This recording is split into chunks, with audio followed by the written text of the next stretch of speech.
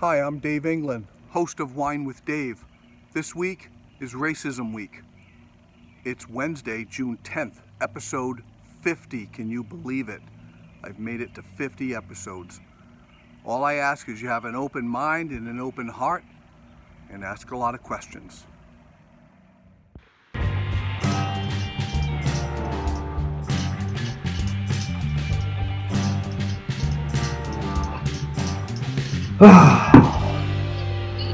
Hello, everybody.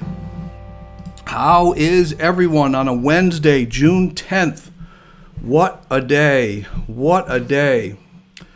Who do we have? Rick Greenwood, Wild West Wednesday. Let me just put that right there. How are you, Rick?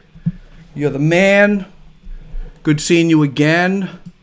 Hello from Delaware. Wow, people all over. Oh, Kayla, you were on before. Thank you for joining us again. I think I was joking with you. I don't remember what I said, but thank you so much from Delaware. Olinda Brito, happy Wednesday. Yes. Olinda, we got a story to tell. Good evening, Deb Burton. Yes, Deb. Deb's the woman. If you need help with anything elder related, she is the one. Stephen Whitaker. Dave, how you doing? Hey, Steve, what's going on? Yeah, type in where you're from. That's really good. Let me cue up my words here.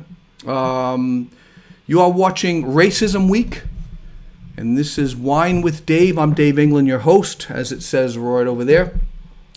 Guess what it is, folks? I don't know if you know this. It is... Let me move this. Can I move that? Yeah. Boom. No, it's not my birthday. It's not my birthday. This is episode 50. I'm going to move this all over the screen because I'm excited. As a creative individual, and if you know any creative individuals, they're really great at starting things and kind of getting into the middle of a project, but kind of staying consistent, not so much. We're kind of on to the next thing. We have squirrel syndrome. We see a squirrel, we want to jump to it. So, but this is huge for me. 50 episodes. This is good training. This is good training for me. But 50, can you imagine that? Look, I can wear them. I can wear it like, can I go back here? Go up here? There we go, like Elton John. Yeah. Can wear some number 50 glasses. Anyway, enough silliness. Let me turn that off. I'm just excited. 50 episodes. If this is your first time here, this is not normally what you get. I try to encourage businesses, solopreneurs, entrepreneurs, and I interview them and we promote their business. And I have some fun things and some did you know facts and give away 0 prizes and things like that. But a couple weeks ago on a Thursday, I finally watched the video of the last minutes of George Floyd's life. And it really motivated me to want to do this for 1 week. So you're in the middle of Racism Week on Wine with Dave. So if this is your first time here, like the page. Appreciate all the new followers I got. Also, if you want to watch a previous episode, someone brought this up to me. Just go over to the left where it says videos, click on it, and then there's all the videos. And just click on the video you want to watch. They all get saved, even though it's live, they all get saved. So if you miss something, yeah, you can binge watch me. Binge me. I might get a t-shirt. Binge me. Binge my show. But the thing is, there's the 8-minute countdown timer. 8 minutes down to 7, 6, 5, 4, 3, 2, 1. All you have to do is go to the bottom, click on the little scrubber. It's called a scrubber. And you just move it. Just like slide it all the way to the right to the point where the show actually starts. You don't have to actually wait 8 minutes. You can skip. And if you're bored, you can skip through many things. It's just like Netflix. Just fast forward. But thought I would say that. I'm going black and white this week because I feel like the issues of racism is black and white. It really is. This is my opinion. So the expressed opinions on the show are by me. And so that's what it is. I think it's black and white. Even though black and white video has gray in it, You get the point. It's kind of a creative license here. It's a black and white issue for me. You're either racist or you're not. Or you can say racist things and not realize it, which I have. And like, wow, that actually hurt someone. I wouldn't have thought that would hurt them. So just back up. The first inclination when someone says, you know, what you just said sounded racist, the first inclination, I guarantee you, as a white person, is the wall goes up. You're like, what? Right away you think, let me just throw the ball back at them. They're being insensitive or hypersensitive. You got to stop that in the moment. Joe Reddish was my guest Monday night. He talked about that, just reassessing the situation. So if someone says, you know, when you said that, it was kind of a little, it came off racist. I know you're not racist, but, you know, so don't be critical of the person saying it. Just listen, you know, especially these days. We want to love our brothers and sisters all over the world. Why would we not want to? Why do we want to have problems with people in the world? I don't get that. So anyway, I'm going to do some Did You Knows. It's 6 after 9. It's wine o'clock. I'm drinking a nice Pinot Noir. And my guest is not. I can see her off screen. Did you know that one U.S. study found that job resumes with traditionally white-sounding last names received 50% more callbacks than those with traditionally black last names? That's from the Poverty Action Lab, Discrimination in the Job Market in the United States. 50% more callbacks. Also, did you know in the U.S., black workers are less likely than white workers to be employed in a job that is consistent with their level of education? That's from the Economic Policy Institute. So look all these up. If you want to fact check me, go for it. And if I'm wrong, call me on it. I'm wide open to that. But that's it is black and white. There is some racism going on. Who do we have? We have Mr. Steve Mason. Howdy, Dave. I thought it was your birthday. No. But my birthday is on Father's Day. Once every 4 years, my birthday falls on Father's Day. So that's cool. Hi, Dave. Happy to be here for my first time. Awesome, Lori. Go ahead and like the page and get back to watching the rest. Stephen Whitaker, you won't be disappointed. Excited about the show, says my buddy Rick Smith. His son, Justice, was on last night. Did a fabulous job. Hello, old friend. I don't know if she means me or Rick, because she knows Rick, too. I don't know. Anyway. Alana Hewitt, Crava. A friend at work called me out over an expression I've used all my life. Had no idea it was offensive. So grateful she spoke up. Still learning. See, that's what I'm talking about. That is awesome. Not everyone is that humble, Alana. You're amazing. Steve says, is it 50? Well, you better believe it's 50. I wear the Elton John glasses when it's 50. 50 episodes. And here's my old buddy, Dave Stebbin. Put him on my forehead. He's been on my mind lately, literally. Reaching Lincoln. I like how I can move these things around. All right, going to get right into this. Yesterday I talked about the Nword, and there's actually 2 N-words.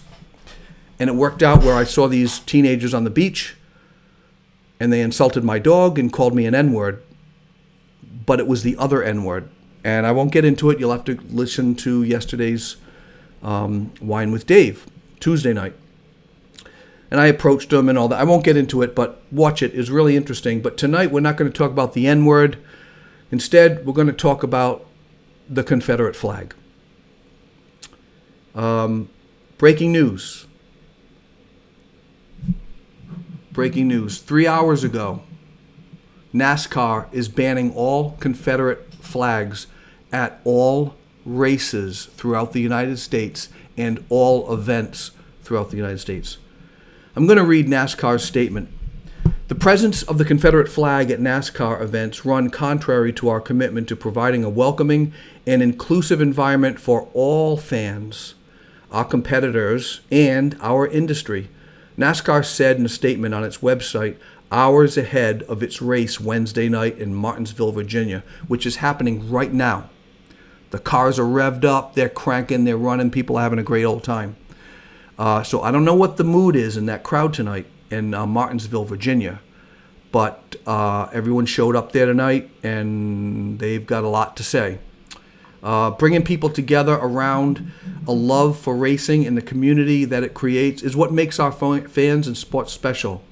The display of the Confederate flag will be prohibited from all NASCAR events and properties. This week, driver Bubba Wallace told CNN's Don Lemon he wanted NASCAR to go further than 2015 when it asked fans not to bring the Confederate flags to races. So it kind of started with Bubba. Check this out.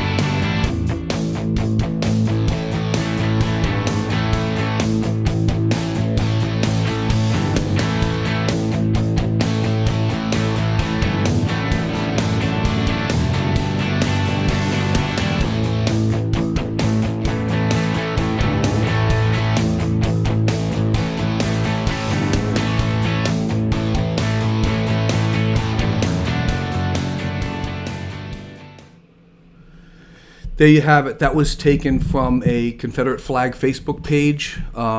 Yes, I'm guilty of trolling. Hey, it's Facebook. You can check out any page you want.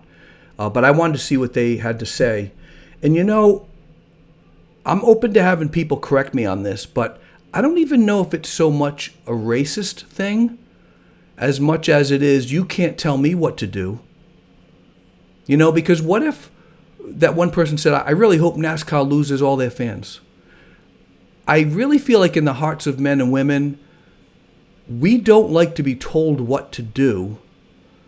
I mean, if I put a yellow flower pot in the front of my house, for whatever reason, with flowers in it, and there was a person that had some kind of a psychological problem, and they really, really struggled with that. They were just like losing their mind over it. They can't stand yellow. Would I still keep it there on the front steps so as they drive by my house all the time? Because I'm just kind of pushing their buttons. Like, you can't tell me what to do. It's my house. Of course it's your house. Can you put a yellow bucket out? Of course you can. But if it upsets people, you got to really look at your heart. Why would you want to do that? So I think it could be deeper than racism. Or racism could be deeper than you can't tell me what to do. So tell me what you think. I'm not saying it's not a racist thing, the flag. I'm not saying that. I'm just throwing it out there. What do you guys think? Those people were pretty upset. Deb Burton, hello, old friend. Reaching Lincoln. Okay, here we go. Little steps towards what was way overdue, says Kayla. Yeah, Steve says, wow. People are mad. But see, don't get mad at them. They're our fellow Americans.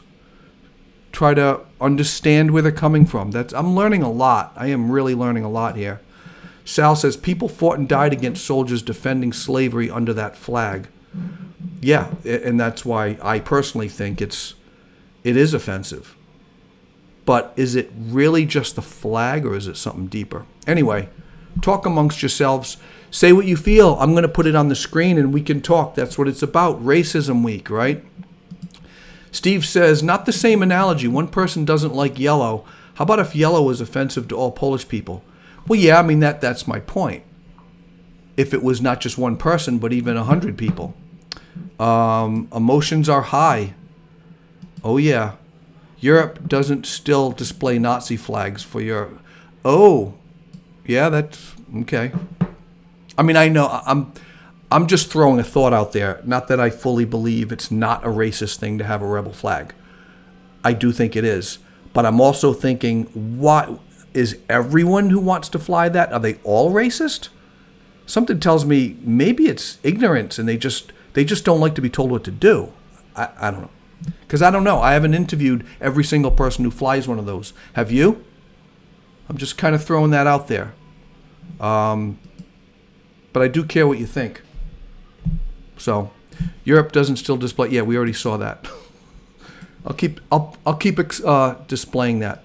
All right, so it is 9:15. It's time to bring on my first female guest and only female guest. So she's representing the entire female black population.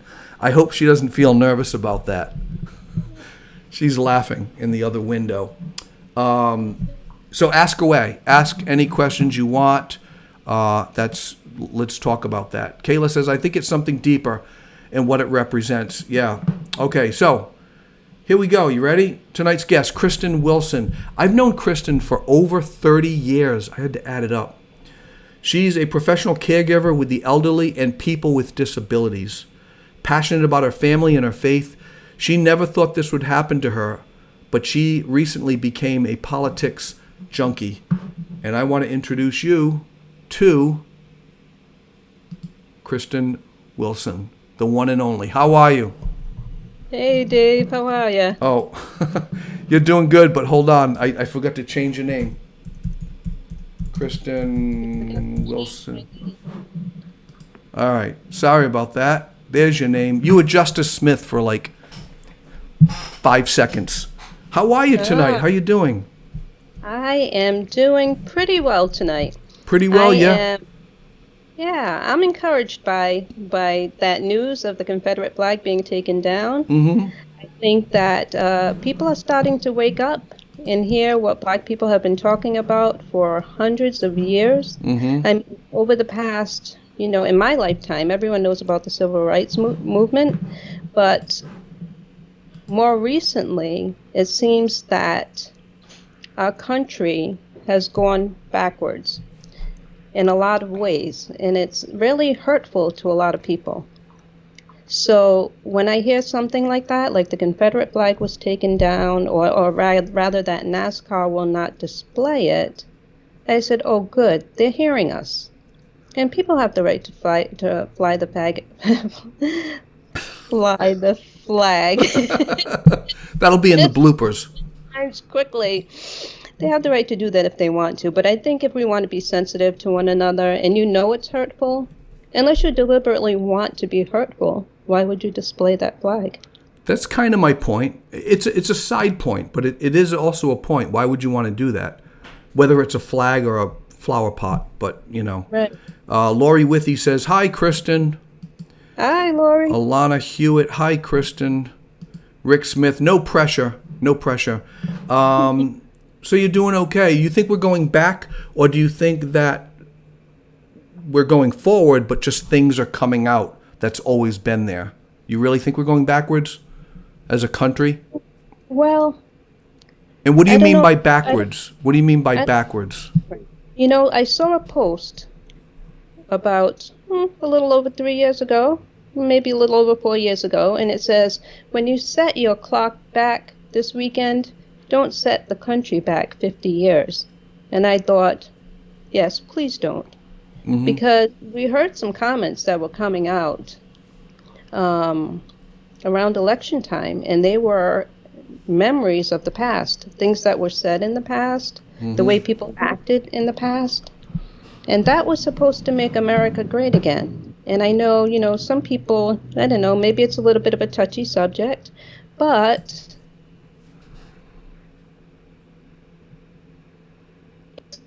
as we've come as a country, black people have reached goals that maybe some people thought we'd never see. We had our first black president.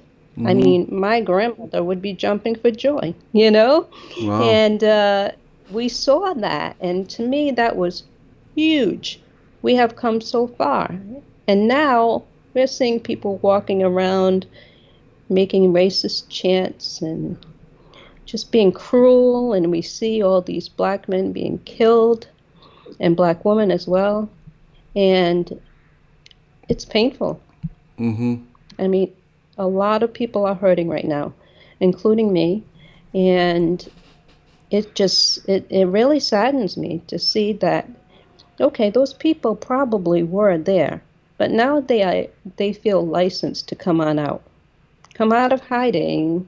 I've said in the past, it wasn't called the alt-right then, it was called the KKK, but I said they're still around. They're still around, they're just in hiding. And now, guess what? They're not. Mm. you know? So I think people maybe were forced because of maybe being politically correct, Mm-hmm. not to act on those racist impulses, thoughts, actions. And now they're free. Everybody's got free reign to do pretty much anything. But now I think, as I said earlier, people are waking up. Yeah. And it's a good wake-up call. So you and I are around the same age, although Yeah. you look the same as you did 30 years ago. You really haven't changed. In fact, that same painting behind you was still in your. No, I'm kidding. Wise guy. I So, feel in the 70s, you probably watched the Dukes of Hazzard too, right? I did. What did you think of that? Did that strike you with the General Lee, the car with the rebel flag? It never occurred to me then. No. Did you, as a black woman, did you go, oh, that's not the best? Or did you just take it as it's just a Southern show? What did you think of that when you first saw that? To be honest with you, I don't think I gave it two thoughts because I was so young then. I don't Yeah. think I even knew what the Confederate flag stood for at that age. When did you realize what it stood for? Uh, I can't tell you exactly what year, but I can tell you that when I saw people carrying tiki torches, and I mean, it was prior to that, I knew it was a racist symbol, Mm-hmm. but I didn't really know all about what stood behind it, what it was all about. Yeah, yeah, yeah. But now we all know. I mean, Right. it's hurtful. Is Yes. racism different for a black woman than a black man? I think it is. I think we all face racism in varying degrees, but I think it's much more intense for a black man than it is for a black woman. More And intense for a black man. Yep. I think so. I think a lot of black men are seen as a threat, regardless of what they do for a living, or how they look, or what they drive. I mean, our brothers are under a lot of pressure because if they're driving a bummy car, well, they must be a bum. And if they're driving a really nice car, well, maybe they stole it, you know? And I think Mm. if someone sees a black woman driving a nice car, they might take a second look and say, oh, wonder what she does.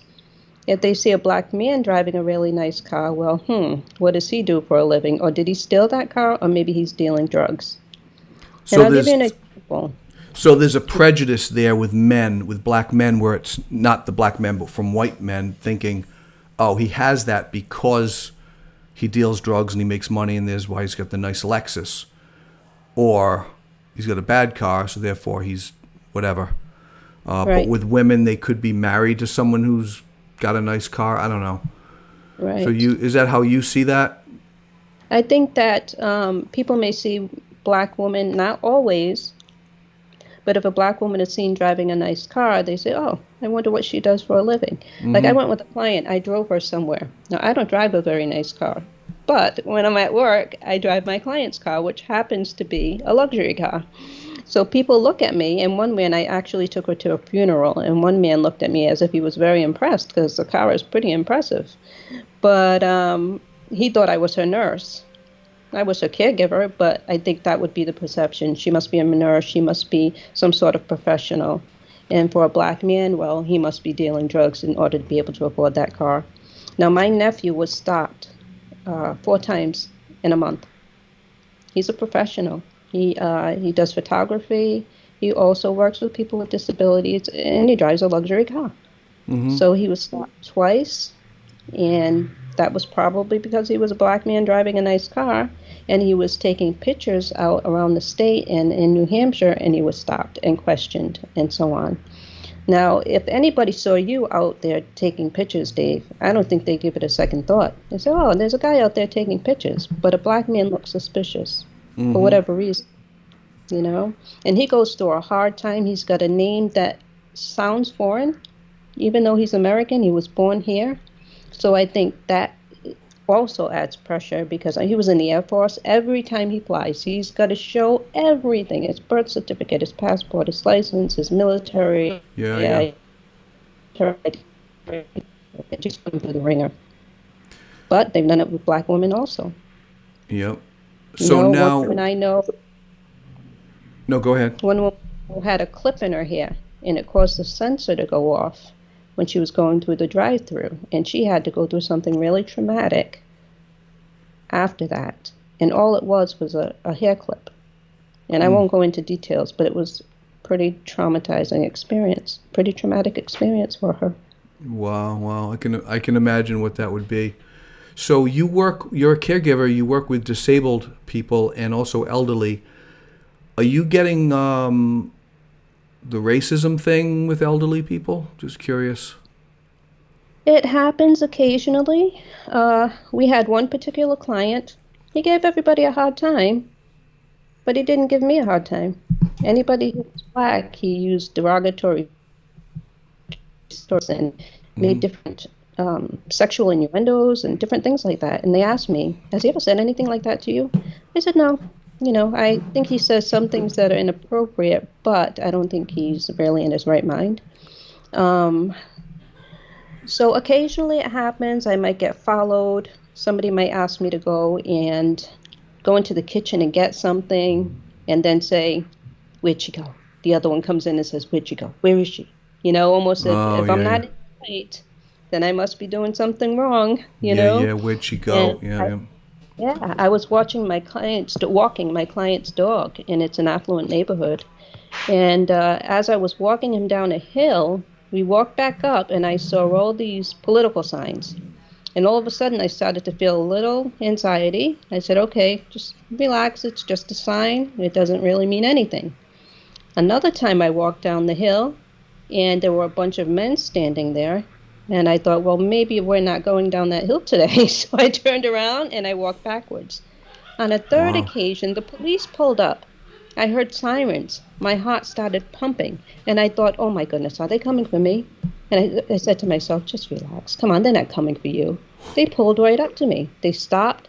They looked at me. It's a good thing I had my polo with my work logo on it. They looked me up and down, and then they drove away. But this was right after Sandra Bland. She hadn't just been killed, but the trial was at the forefront of my mind, and it was just a topic that was being discussed. And I started to think, oh my goodness, are they going to arrest me? Is somebody going to say I did something wrong? Am I going to end up, my mind could race. Yeah. And that's me being a female walking innocently with a dog, and I can't imagine a black man walking down the street who's just suspect all the time. Just for being black. So Kayla is leaving a comment here. I'm also mestiza, I think, mixed, and my heritage is from Venezuela, but I'm first American generation and here in Delaware. I hate when that disappears. First in Delaware. 2 years ago, I was profiled because of my looks and name. So, just because of the look, you know. Yep.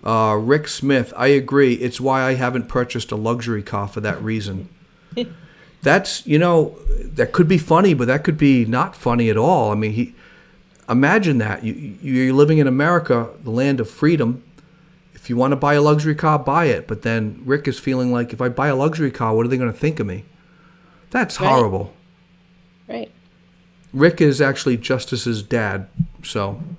And for everyone out there, I called him after. I thought Justice did a fantastic job. What a great kid. So, my cousin, Diane Dorsey. Hi, Dave. Hi, Diane. Good to see you. We're talking to Kristen Wilson, an old friend of mine. Not so old. You're very youthful. What do you find frustrating these days? When you wake up every day, what frustrates you? She's asking me? No, I'm asking you. Oh. So I'm asking you, what? You're asking what frustrates me. You know what Okay, I'm sorry. frustrates me, Kristen? This is my You first not time. answering me. Hey, this is my first time ever doing a show live. But Come on, let's get I with don't it. I don't wake up frustrated. Okay. The more I see, the more I can become frustrated. For example, when I saw George Floyd being murdered on tape, my immediate response wasn't really frustration, it was more dismay. Like, oh my goodness, he's going to kill him. Oh, he's going to kill him. And then I felt some anger, like, I can't believe this. I cannot believe this man is going to kill someone right in plain sight with cameras on him. I can't believe it. And that made me really mad. And the frustration is this, that it just keeps happening. I mean, how many people have to die before somebody wakes up and says, something's not right here? Mm-hmm. Who wants to fix it? Who can fix it? People aren't necessarily going to change on their own. People don't change unless they want to. Mm-hmm. You know? There are people, many of my friends, and some have commented tonight and said, well, to be different, I want to learn. It's a growing process. It's, you know, and I appreciate that because that shows a heart to want to know how to be better. Mm-hmm. And I'm not that I have areas that I learned to need to learn to be better at, but it just, that's the frustrating part, and that so many police officers have gotten away with murdering people, and all they have to say is, I feared for my life. That's Mm-hmm. it. Well, the guy was walking away with his hands up in the air, but you feared for your life. You know, poor Breonna Taylor was lying in her bed sleeping at night, and I don't even know if she ever knew what hit her. Mm-hmm. Shot 8 times because the police broke into her apartment, you know, plain clothes, didn't say they were police. So her boyfriend, who had a license to carry, shot at the police officer's leg. They shot her 8 times. Wow. This past Saturday. Now, what did she do wrong? She was an EMT. She had dreams of becoming a nurse, and now she's gone. You know, Tatiana Jefferson, if anybody knows about her, she was babysitting her 9-year-old nephew. She was a nurse, and she was on her way to pursuing further, you know, I don't know if it was a doctorate or master's or whatever it was, but a neighbor called, did a wellness check, called the police. Hey, her back door's open. I'm a little concerned. Could you do a wellness check? The police showed up, said, it's the police, and started shooting and killed her right in front of her nephew. The neighbor said, I feel so guilty. I called for a wellness check, and now she's dead. So there's something going on here. You know, it's not, I really don't know what he was thinking. I really don't know. Yeah, we can't get into people's brains, but you wonder, and it happens with white people. I mean, white people are shot every day. Yeah. But there is 73% white in America, and I don't know, with 10, 15% black, and there's just way more black people are shot. So, Right. Did you, and be honest with me, do you ever feel prejudice against white people? Like, if you were to see a white person, are you like, oh, I wonder if he's racist? Or are you feeling like the insecurity, like, I wonder if he's racist towards me? Or is there any, can you explain that? Because I know we've talked about that. I can't put it into words, but we've talked about something like that before. You asked me if I feel that I'm racist? Yeah, like maybe you had something against white people, or no? No. You know, there's a rare occasion. This happened some time back. I don't think it was my heart. I think it was anger in the moment. Yeah. If somebody did something insulting to me, I may have been in a store and been followed or something, I don't know. And I said, see, that's why I don't like white people. But I knew that wasn't my heart because I have a lot of people who are my friends who are white. But at that moment, I was just angry, I think. Yeah. You know? Yeah, no, And I actually wasn't. I wasn't calling you racist, just for the record. I was just no. because of the whole racism coming at you. I would imagine some people might be like, "Well, I don't trust white people because they just always think I'm bad." I don't, No, I generally speaking, I go in with an open mind, unless they give me reason to think otherwise. Cool. Yeah. So you and I won't get in a fist fight. Nah, probably not. You'll probably kick my butt. Rick Greenwood, thanks for your humility. That's really good. First time you heard the N-word. I was probably about 7 years old. We had just moved into a new neighborhood, which at that point, I think we may have been the third black family on the street, maybe the fourth. And the people who lived right next door to us said to me, why don't you, I'll say brownies, why don't you brownies go back to Africa where you belong? And I thought, what? Why is she asking me, why is she telling me to go back to Africa? I don't belong in Africa. I Yeah, belong yeah, here. right. Because you're not. Yeah. I was confused. I didn't know why she said it. How old were you But then? I was about 7. And the thing that was so weird is there was a family, there were the parents and 4 children. The 2 youngest were not racist at all. They weren't prejudiced. They were friends with us. They were friendly towards us. And the 2 older children were. So it was some sort of odd, I don't know, maybe because they were younger and more open-minded. But the woman who lived next door, she was my sister's age, so she was probably about 4 years older than I was at the time. And she was standing in my yard talking to me. The man who lived up the street was standing on the other side of the fence talking to her, looked at me and said, I hate brownies, and spat on me. Oh And no. I didn't know the word degrading at the time, but I knew I felt, as a 7-year-old might put it, yucky. Oh You know? no. So the neighbors yells for my mom, and my mom came out, gave her a good piece of her mind, and then took me in the house and helped me get cleaned up and so on. But yeah, those are the first times I've heard it, and I've heard it lots of times since then, but yeah. What do you these days? Do you, if you hear someone mumble it, the N-word, and it's not brownies, they're obviously saying the N-word. To clarify that for people who just got on, I know Taylor just got on, my cousin. She said it's very disgusting what that guy did. When you hear those words, do you feel like at your age now you could just go up to them and say, I just heard you say that? Or do you just let it go? I let it go. How do you feel? You just tend to let it go? Because the thing is, I have addressed people with their language. I personally do not like swearing.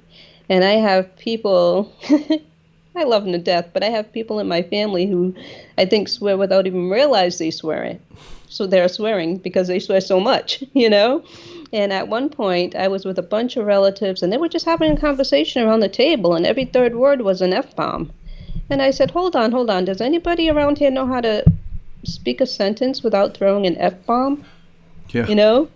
And then one of my cousins said, what are we talking? And my cousin said, hey, she doesn't swear, man. She doesn't swear, But they just speak freely. And when I've tried addressing it, even with another relative, I said, could you not swear in front of me? And she swore, as every swear word she could think of, she said. And then when she ran out, she started over. And then she said, I'm 45 years old. You don't tell me how to talk. So from that point on, now if they're in my house, that's a different story. I say, really, please, I hear enough of that outside. I would rather you didn't swear or take, Yeah. just not speak a certain way in my home. Yeah, that's the thing with like the rebel flag. Like, you can't tell me to take that. That's my flag. It's my property. You don't have a right. And in a way, they're right. Right. You don't have a right to tell me not to swear. It's my mouth. It's my life. This is a free country. America is a free country. But it's like, yeah, but why do you want to hurt someone? That's really the thing. Melissa is on. Melissa Koulakis. I can't find the words for how hurtful and cruel those experiences must have been for you as a child. Yeah, that's pretty bad. That affected you, huh? When you're 7 years old. Oh, yeah. I can still see that man's face. You can. I can see it as plain as day, you know. And we just had bad experiences. A man across the street tried to intimidate my mother and, threaten and so on. I think he even threatened to set the house on fire. Because I remember this one incident where my uncles and I think my dad may have been working or not there or whatever. And my uncle showed up and their friend showed up and they just lined up their cars almost like something out of a movie. They all got out of their cars and they stood in front of the cars with their arms crossed and they just stared this man down until, obviously he was feeling a little more than uncomfortable. And I said, Ma, what's going on? And she told me a little bit. But, I was too young to really understand that. But that man moved within a year. Mm-hmm. Wow. But, people still do that sort of thing nowadays. I had a friend who went to look at a house in South Kingstown, I think. And I'm thinking, why do you want to do that? And when he got there, he saw some signs and a dummy hanging, and he turned around and said, maybe I don't want to look at this house. And it's the same thing, like driving the Lexus. I said to him, but just stay amongst your own people, bro, Wow. That's crazy. Yeah. That is crazy. Maybe 3 years ago, maybe. Yep. Hey, if anyone out there wants to ask Kristen a question, I know her really, really well. She will answer it. She's not afraid. So ask away, anything. Female related too, because I was hoping to get more female guests on the show.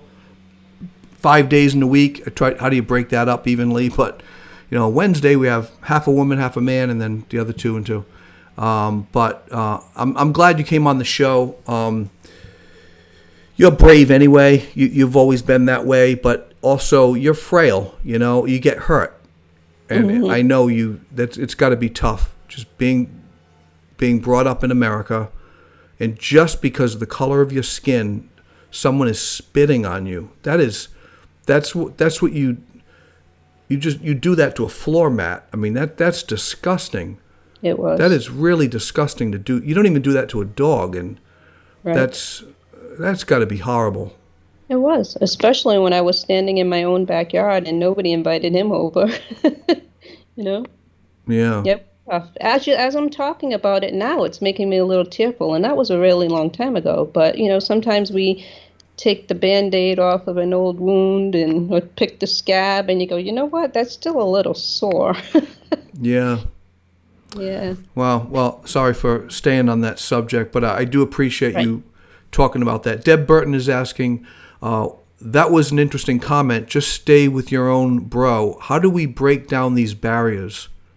Yeah, because, you want to go to another neighborhood, but it's all white. How are they going to treat you? It's safe to just stay with your own. Does it take a few bold black people saying, screw it, I'm moving to East Greenwich, I'm moving to Narragansett, and then they start a family, and then people tend to like them, and then break down some barriers? Is that what it takes? Does it take some bold black people just doing that? That could be an answer, but I think if people are really set in their way of thinking, then that's not going to matter. In fact, my sister lives in a beautiful neighborhood in Connecticut. Mm-hmm. One day she was get to Rhode Island by somebody who was. Hold on one second. Your screen just froze up. So you said your sister lives in a real nice neighborhood in Connecticut, and then go on. Yeah, she was followed all the way down the highway by someone in a big truck with flags hanging from his truck. So he was trying to intimidate her. So he followed her from Connecticut to Rhode Island until she got to a certain exit, and then he left. But, if you can imagine being a woman driving alone in your car and there's a man in a truck following you, trying to intimidate you. Oh, man. I don't know. I wouldn't do that. My sister's very strong. She's very opinionated. She doesn't really give two hoots about what anybody thinks. Yeah. Uh-huh. But for me, I'd rather not have that interaction or sort of interaction with anyone. Yeah. Rick is saying, have you seen any racism at work? So, which I did ask. You said some people do. How about, I don't know, maybe I shouldn't bring this up, but because you help people with disabilities. Do people with disabilities, are they aware of different races? I mean, the ones you come in contact with? They don't seem to have a clue. See that? That's what we should aspire to be. We should have disabilities. And I'm not trying to be funny. My brother Bill, I'm probably 90% of the person I am today because of him with Down syndrome. Right. He loved everybody. I honestly think that's where I get that from. I would be a very different person if he wasn't in my family. That's interesting, huh? You work with people with disabilities and never a racism problem. Never. The only time I heard an issue was when somebody had Tourette syndrome, where they just, they make utterances and it's not intentional. Yeah, it's just, But one thing he said, this wasn't the racist one, I won't say that one, but he looked at one woman on my job who was wearing high heels, and he kept saying, hooker shoes, hooker shoes. Hooker shoes. Hooker shoes, and it kept coming out. And he said a racist comment to a black guy, but I don't think it was his heart. It was probably something that he had heard, because it was just a little tick that he had. Hooker shoes, hooker shoes. Yeah. I think children with disabilities have absolutely no idea. There was one young lady, and there were 2 black women who worked in this building. We had one female client who just clung to me, and everybody said, "What is her obsession with you?" And I said, "Well, maybe she thinks we're related." We're both brown, and the other lady worked on a different floor, but she was almost obsessed with me, and I don't know if it was that or she just liked my shoes and pocketbooks. I really don't know, but yeah. She certainly didn't like your hooker shoes. I tried not to wear those to work. Yeah. Keep them at home. I now that's in my brain. I can't get rid of that. I'm sorry. Hooker shoes. But Joanne, I said sorry. Sorry, no. I just imagine these really ugly looking, silver, fat heel hooker shoes. I don't know. So people have asked, what can I do? What would you tell us? What would you tell me? What would you tell me, Dave? This is what I think you can do to change. Right. Well, here's the thing. You're already having this. You're interviewing black people all week on the topic of racism. I think that's awesome because people are tuning in. Maybe they're hearing something they've already heard. Maybe they're hearing something they've never heard before. Mm-hmm. Maybe they're hearing or seeing the pain of what racism does. Mm-hmm. I don't know. So that's awesome. A lot of people have said, I'm here for you if you need a shoulder, if you need to talk, if you and I don't really feel that I'm at that point. I don't need a shoulder. Yeah. But I really do appreciate that people want to understand, and that's the beginning. That's all people can do is really open their minds to hear my point of view, the points of other black people. We can't change a person's mind or heart if it's made up, Yeah. They have to want to change or, want to know or want to be educated. That's very dangerous. It's like that phrase, your mind should be open like a parachute because we're all jumping out of planes. And if it doesn't open, you die. Yeah. So, but how do you crack that open? It's almost like you can't. I think it starts with friendship maybe. Just be friends with someone of a different race. Right. That might start it. But so Taylor Dorsey, my cousin, she's the sweetest thing in the world. Oh, my gosh. I want you to meet her. I believe that racism is so systemic beyond just police brutality and disappeared. There are too many harmful messages in all aspects of our culture. Yeah. Right. Absolutely. She's right. And I think, unfortunately, people in power influence a lot of other people. And we look to them for their leadership. And if they're not being an example, how does that help? That doesn't help. And I really think that when you have compassionate people in leadership, people who want to help, people who want to be open, who learn from black people and our experiences, who have black friends, then that gives people a deeper understanding. We're just like you. My skin is just dark, The thing is, I have gone to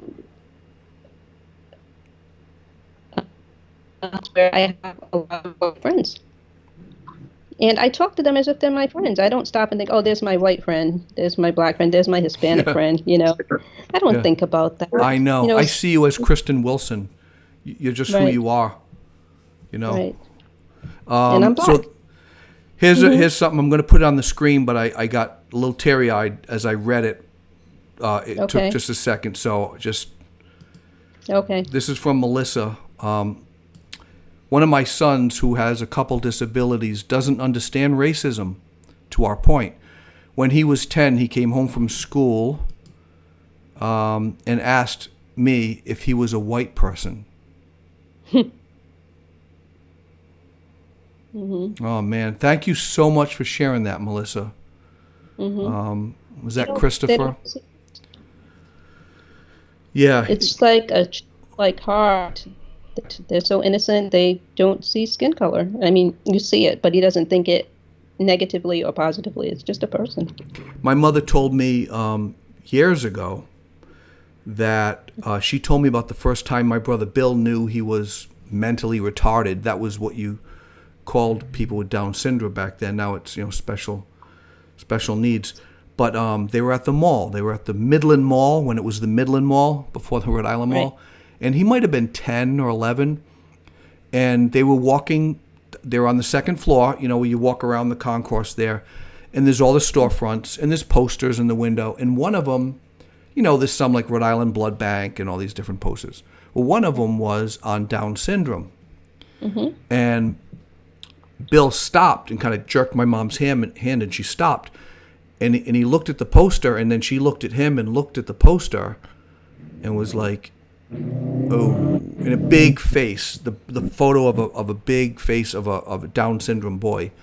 Right. And he goes, Mom? And she goes, yeah. He goes, I retarded? Oh, wow. And she was like, she's like, yeah, Bill, you're retarded. Back then that was, but he did, you don't know when you have a disability, and man, it's like God put people like that in the world to shame us who are normal. Right. Who are not like waving rebel flags because I have every right to. Right. Bill was not like that. Melissa's son. So thank you for sharing that. That just brought that up. That was really cool. And she said it was Christopher. Yeah, what a good kid. Need the world filled with Christophers. Suzanne Bays, that's so terrible that you do not feel comfortable to live in a white neighborhood, having access to better schools, higher property values, less crime, all the benefits. I watched a special about Cory Booker, and he talked about that being one of the biggest racist problems. Right. At Suzanne Bays. So yeah, that was Christopher. Man, a lot of people. K-Dub, Ron Sweeney. Hey, Ron. Ron's a good friend. Deb Burton, amen. And Ron Sweeney, Bill the Ace. Gonna make me cry, my friend. Do you have any hope for change? I do. I have hope. And I think all of these protests have helped a ton. I am floored by how many people came out to these protests. Hundreds and thousands of people all over in all 50 states in 80 foreign countries. Yeah, huh? Black Lives Matter. And you know what blew me away? When doctors and nurses, medical professionals came out, I think it was New York City. The some white came coats. out and waved to the protesters. And the others came out and took a knee. And they had a sign that said, white coats for Black Lives Matter. Mm-hmm. And I teared up on that one. I said, oh, they're standing with us, because they see how detrimental racism is and how it affects so many aspects of our lives. It's not just being called derogatory names. It's not being held back from a job. But, a lot of people don't get adequate health care. It's just, are more susceptible to different diseases, but can't get the same treatment. Don't have, I don't know if I said that, adequate health coverage, Mm-hmm. Unfortunate. It's always worked out for me, but there was a time when I was struggling to get medication for some serious health issues, and my doctor helped me. She's also a minority, but, she's Asian. I don't know if that had anything to do with it, or maybe she saw that I was really trying to be well. I just needed a little help, But So you have hope for change. That's good. I mean, just seeing all the people, you might feel like we're going back in time, but really it's just exposing. I think the Band-Aid is getting ripped off, and America has cancer, and it's just infected many parts of America. Not all parts. The parts that are good are like the white blood cells that rush to the wound, you know? Right. And I think that's what's happening. You know, you get cut, that's why you bleed. I mean, all the white, I don't know, maybe that's not why you bleed, but I do know white blood cells rush to the cut. That's interesting. I just said that. I didn't even realize that. White people are rising up saying, yeah, I'm with you. It's like the white blood cells are coming and they're marching in the streets. I love the analogy. I just came up with that. I just lost your feed. What did you say? Froze. I said I love the analogy when you said the white blood cells came rushing to help. And we need white people to stand with us. That's the bottom line. There you go. The civil go. rights movement passed with Martin Luther King all by himself. We need white blood cells. Yep. Let's do it. That was a great analogy. Well, I'm one white blood cell that's got your back. And I appreciate it. If you're ever afraid, you need to drive somewhere, call me. I'm with you. I want to tell you a funny story if I've got a minute. Yeah, but let me just say this one thing. Deb Burton said, less likely to be given pain medication, more likely to be discouraged to poorer nursing homes, poor quality nursing homes. She's right. So what was your story? I'm getting older and it slipped out of my head that fast. That's okay. White blood cells. White blood cells. I got you back driving. If you ever need to go. You. I was dreaming about buying this car. And it wasn't going to be a new car, but I mean, my car's 20 years old. So I was dreaming about it, and I thought, well, when I go to look at that car, I want to take a white person with me. Because just in case there's some sort of racial issue, I just want to have my white friend to have my back. Yep, do it.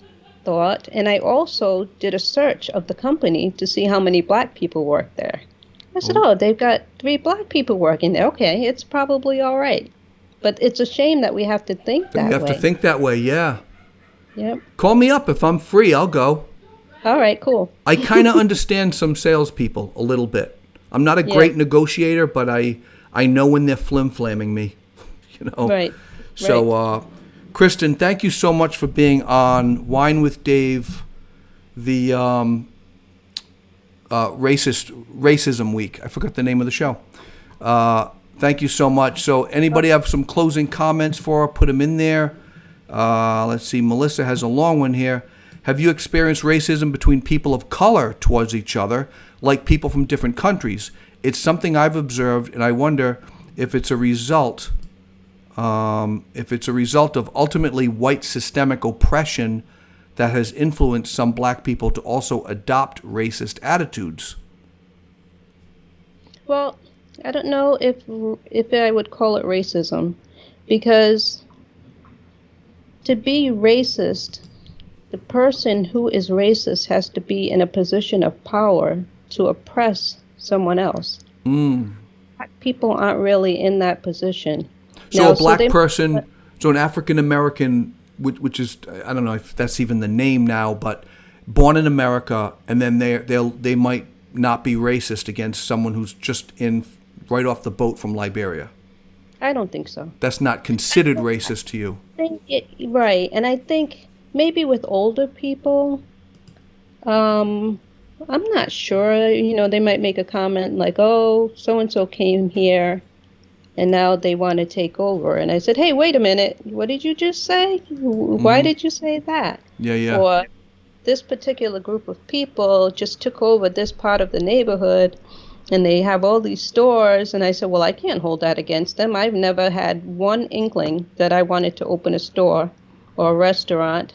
But they wanted to do it, and they did it. Why would I knock them? Just sell me some good food. I'm all over it. Yeah. I'd welcome it. If a bunch of Indians came to my neighborhood, you know, and they wanted to open an Indian restaurant, come on in. You need a place to stay. I'll hook you up as long as I get some curry. Get some curry in my belly. Sal Sorko says, thank you, Kristen. We're all with you tonight. You know, that's the Thank cool you so thing. much. I know Sal, he's got a heart of gold, but a lot of people commenting even the last few nights. And there's been so far over 3,000 people watching the episodes, not including tonight. And this is only the third night, so we're probably at 4,000 or 5,000. It's been crazy. I'm blown away. Taylor Dorsey, 1,000% yes. Or is that 10,000% yes? Thank you so much for coming on the show. Thank you, Dave. It was good to be here. You're the best. I love you to pieces and pieces. I love you too. You and Joanne and the kids. Yeah. One day we'll all go out for Indian food. How's that? I like that. And then we'll go out and buy a car for you. Rick Smith, racism is a position of power to affect your economy. The other is just prejudice. But if they can't affect you from buying it or getting a job, it's just prejudice. Here comes the comments. I got to put them in. Thanks for sharing, Kristen. I've always admired candid conversations with you. You always keep your cool and are kind to others, even though they are not towards you. That is, you are an example. Who said Lori, that was Suzanne Bays. Lori Withy, thank you, Kristen. I loved what you had to say. Steve Mason, Sal and Dave are making it real for us all. You betcha. Alana Hewitt, Crava, thank you, Kristen. Joe Reddish, thank you. They're all coming in. Oh, I can hear the bank account. They're all depositing money in my account. My PayPal account number is... I know, right? PayPal.com/winewithdave. No, don't send it there. I don't have a PayPal account for there. Thank you for coming on. I appreciate it. My pleasure, Dave. Have a good night. Get plenty of rest. Good night, everyone. Bye-bye. Bye. She was awesome. An old friend, 30 years. Wow, I had to add that up. Melissa, thank you, Kristen, for speaking so openly. You're such a light. Sending love to you. Yeah, I've never really seen her get mad. I felt bad for her that she was accused of something, and she didn't bring this up. She was accused of something in work where someone thought she did something, stole something or whatever, and I might be mistaking it. She's still there. Are you still there, Kristen? I'm still here. Yeah, they can't hear you, but I think that was a thing that happened. I think it was. But anyway, she's great. She's awesome. Hey, it's 10:02. I think it should be an hour and 15 minutes, quite honestly, or hour and 10. Right now, let's do this. Live for 5. And how Live for 5 works is, boom, there's my phone number. If you call me, you can talk for up to 5 minutes. All right? You could talk longer. You could talk for just a minute. Just say what you think. Just tell me what you think of the show. Mainly, what do you think of Kristen in the interview? And I will connect this up right now. And let me see. Let me just turn that off. Hold on a second. So if you want to call me, there's the number, 345-9036. But it has to be an iPhone, because then we FaceTime you, okay? So, here's Sal. I'm going to accept him. And hold on. Cancel that. Put that in there. Hold on. I got the scene locked. The scene is locked. I got to unlock it. And there is Sal, and I'm going to FaceTime him. And I'm going to... Good. I don't see your face, though. There you are. Oh, Aaron Kloss. I can't... Hold on. Now they're all... Hold on. That's all right. I'm only going to be a minute. Tell Aaron to call back in a minute. Okay, I just declined with him. I just declined Aaron. That's a bad thing to do. What did you think, Sal? This has been a great 3 nights so far. And Kristen was just fantastic and just down to earth, and you could tell she's a very loving person. But I just wanted to share with I found out something today. I didn't realize that places like Fort Bragg were named after Confederate generals, and there were 10 of them. 10 forts. 10 forts? 10 military installations in the United States that are named after Confederate generals. And actually, Bragg wasn't even a good Confederate general, so he was kind of like a lousy general. So Why did we do that as a nation? I keep trying to find out, but it's just an insidious creep of racism, I guess. I don't know. Maybe it was just in honor of them, that they were still Americans, and it's kind of like you lost, but we're going to name some forts after you. I don't know. Yeah, I really somehow doubt it. Move your camera so it's on your face. I'm seeing. There we go. There we go. So Yep. Fort Bragg was named, I think, in 1950s. Oh, it was way after. Yeah, these are way after. This is like, this is in the 40s and 50s. These Fort Bragg and Fort Hood, for AP Hood. So yeah, please. I just thought I'd share that. I just found that out today. I had no idea, and I just thought I'd share that with you. That's so interesting. I'll let you get somebody else on the line. Keep up the good work, Dave. We'll talk to you soon. Okay, take care. Find out the answer on that. Really curious. Take care. All right, I'll try. And, okay, yeah, now everyone's calling. So there it is. There's my number. We can take another one. I think Aaron was trying to call. So if, Aaron, you're there, give me a call. Alana says, thank you, Kristen. Joe Reddish, thank you. Melissa, thank you, Kristen, for speaking so openly. You're such a light. Sending love. Yeah, when the KKK was so strong. Yeah, probably, huh? Aaron Kloss, should I accept this? Hey. Mr. Aaron, thanks for being on Live for 5. How are you? I'm doing fine, my friend. So what are your thoughts? What did you think of tonight's guest, Kristen? She's fantastic. I learned so much this week so far listening to you and Wine with Dave. It's been fantastic, man. I appreciate it. What you're doing and what your guests are doing, it takes a lot of courage coming on here and live video and speaking from the heart, it's amazing, Mm-hmm. I've learned a lot from these stories. It's really good. Well, it's kind of funny, huh? It's you can't. I can see you can see me on the screen, but I'd have to turn it this way. I'm there, but just look at the playback.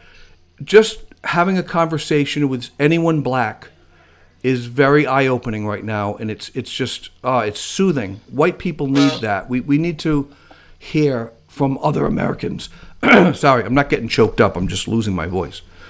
It's for everybody. I mean, the whole world, the whole country, everybody just needs to stop talking and start listening.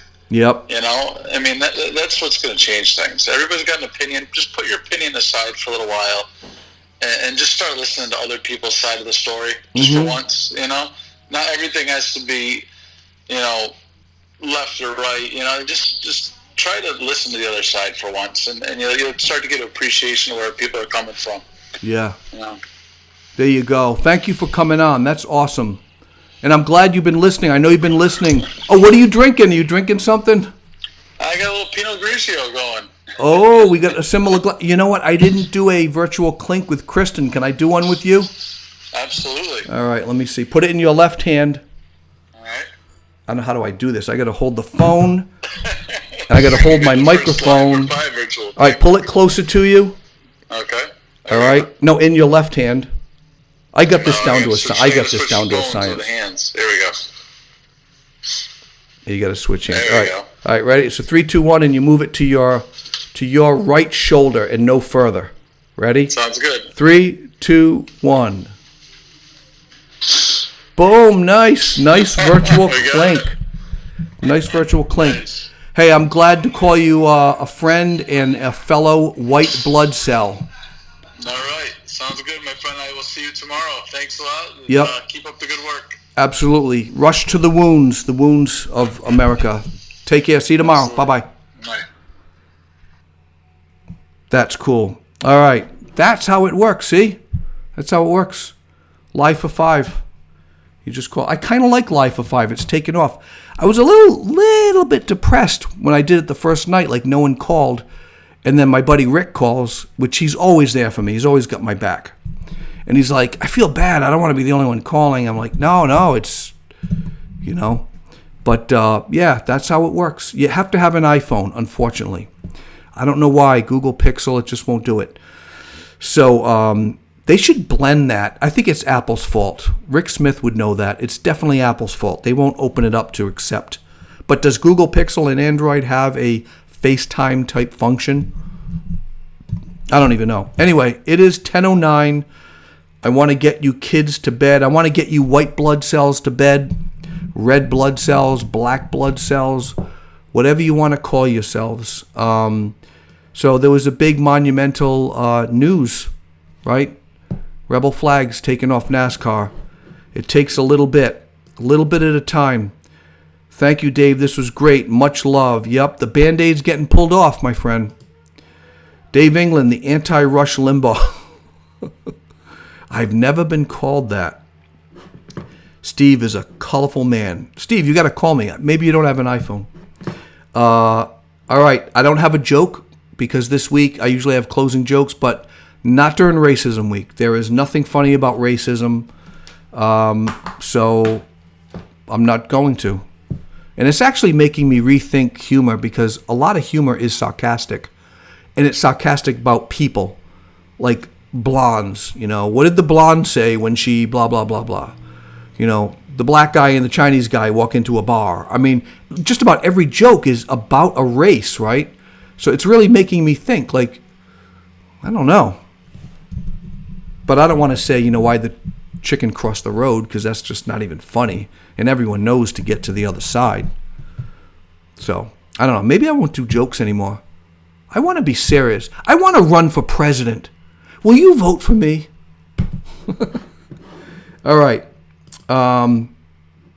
It's too late to run for... Oh, what was that? Okay.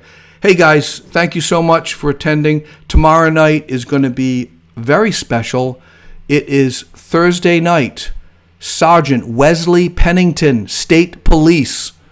Do not miss. And he has stories, okay? Do not miss, 9 o'clock. If you haven't liked the page, go ahead, like the page. I am going to finish the rest of my Pinot Noir. Oh, I actually did already. I already did. Wine with Dave. Take care. Everyone has an expiration date. Love each other. Be the white blood cells and rush to the open wound. You either rush to the wound or... I don't have anything clever to say about that.